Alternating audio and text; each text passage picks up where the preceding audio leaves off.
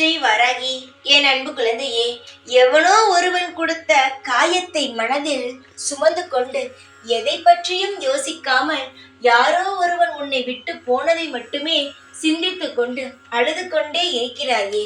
எதற்காக? யாரோ ஒருவனுக்காக வாழ்ந்து கொண்டு இருக்கிறாயா? உன்னுடைய வாழ்க்கையை எப்பொழுது வாழப் போகிறாய்? யாரோ ஒருத்தன் என்று சொல்கிறீர்களே வாராகி அம்மா, ஆனால் அது என்னுடைய துணை தானே என்று நீ கேட்கலாம். உன்னுடைய துணை உன்னுடைய வாழ்க்கை என்று உன்னுடைய எதிரில் இருப்பவன் நினைத்தால் உன்னை விட்டு சென்று இருப்பானா? நீ கவலைப்படுவாய் என்று தெரிந்தும் உன்னுடன் பேசாமல் ஒதுங்கி இருப்பானா? அவனுக்கு உன் மீது அக்கறை இல்லாத காரணத்தினால்தான் உன்னுடைய உறவு என்று சொல்கிறியே, அந்த உறவானது உன்னை விட்டு நகர்ந்து இருக்கிறது. உன்னை பற்றி அதற்கு எந்த ஒரு கவலையும் கிடையாது. அதன் உடைய வாழ்க்கையை மட்டுமே அது பார்த்து நகர்ந்து கொண்டு சென்று விட்டது. உன் மீது கவலைப்படவோ உன்னை அக்கறையுடன் பார்த்துக்கவோ இங்கு யாரும் கிடையாது. நீ பார்த்து கொண்டால் மட்டும்தான் உண்டு. ஆனால் நீயோ உன்னுடைய வாழ்க்கையை பார்க்காமல் என் உறவு என்னை விட்டு போய்விட்டது, நான் எப்படியெல்லாம் அன்பாக இருந்தேன் என்று பழைய விஷயத்தை பற்றியே பேசிக்கொண்டு இருக்கிறார்.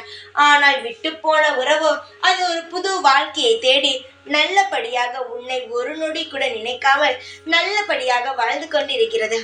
ஏமாற்றியவர்கள் வாழ்ந்து கொண்டு இருக்கிறார்களே என்று நினைக்காதே. ஒரு காலம் வரும், அப்பொழுது அனைவரையும் புரிய வைப்பேன் நான். நீ இப்பொழுது என்ன செய்ய வேண்டும் தெரியுமா?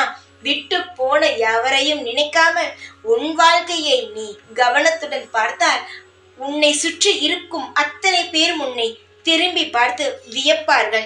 இவளா இப்படி வாழ்கிறாளே என்று கண் வைக்கும் அளவுக்கு உன்னுடைய வாழ்க்கையோ பிரம்மாண்டமாக இருக்கும்.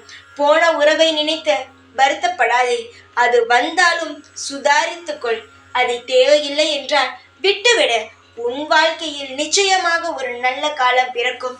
நல்ல ஒரு உறவு வரும். அதன்படி நீ நிச்சயமாக வாழ்வாய். எதற்காகவும் எதையும் துளைத்து விடாதே தங்கமே. நான் எதுவும் உனக்காக தவறாக சொல்ல மாட்டேன். நன்றாக மட்டும்தான் சொல்வேன். உனக்கு என்ன ஆசையோ அது செய்வேன். நீ ஆசைப்பட்டது தவறு, உனக்கு அது உன் வாழ்க்கைக்கும் தேவையில்லாதது என்று தெரிந்தால் உன்னிடமே வந்து நான் சொல்லிவிடுவேன், இது தேவையில்லாதது, இதை நினைத்து கவலைப்படாதே என்று. அப்படித்தான் ஒவ்வொரு முறையும் நான் உன்னிடம் வந்து சொல்லிக்கொண்டே இருக்கிறேன். நீ எதை நினைத்தும் கவலைப்படாதே. உனக்கு என்ன தேவையோ அது உன்னிடம் நிச்சயமாக வரும். நீ அமைதியாக இருந்து வாழ்க்கையை நடத்தப்பார். கவலையாக இருந்தது போதும், அமைதியாக இருந்தது போதும்.